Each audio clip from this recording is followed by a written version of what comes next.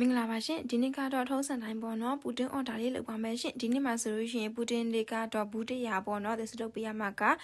သမီးလေးကဒီအမှတ်3ကျောင်းမှာပေါ့နော်စာသင်နေတဲ့အတွက်ကြောင့်မို့လို့မမေကသမီးလေးရဲ့မွေးနေ့မှာတငယ်ချင်းတွေကိုမုတ်လေးဝလို့ရအောင်ဆိုပြီးတော့မှာထားတာပဲဖြစ်ပါတယ်ရှင်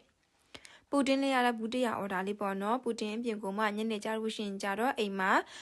မွေးနေ့ကလေးတွေခွဲမယ်ပူတင်နဲ့ထပ်ပြီးတော့ဝေမယ်ပေါ့နော်ပြီးလို့ရှိရင် blind box နဲ့3ခုထပ်ပြီးတော့မှာထားတယ်ဒါအပြင်ကမှမုတ်ပန်းစီတွေပါသေးတယ်ပေါ့နော်အခုလိုမျိုးစုစုပေါင်း3သိန်းကျော်4သိန်းလောက်ရှိတယ်ပေါ့နော်အဲ့လိုမျိုးအများကြီးကိုမှအပြည့်အတွက်ကျေးဇူးများကြီးတင်ပါတယ်ရှင်ဒါလေးကတော့သက်စုဒီမှာပူတင်ဖုတ်မယ်ပေါ့နော်ပူတင်ဖုတ်မယ်ပြီးတဲ့ခါကျလို့ရှိရင်ကြလို့ရှိရင်အေးခံပြီးတော့ဒီเจ้าမှာပေါ့နော်နေ့လည်လောက်သွားပြီးတော့ဝေပါမယ်ရှင်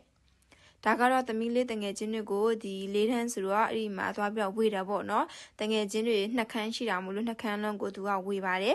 အခုလိုမျိုးမှာယူအပိအတွက်ကျေးဇူးများတင်ပါတယ်ရှင်အခုလိုမျိုးပေါ့နော်အများနဲ့ order လေးမှာမယ်ဆိုလို့ရှိရင်တော့တက်စုကိုကြိုပြီးတော့မှာပေးပါရှင်အပိမှုအတွက်ကျေးဇူးများတင်ပါတယ်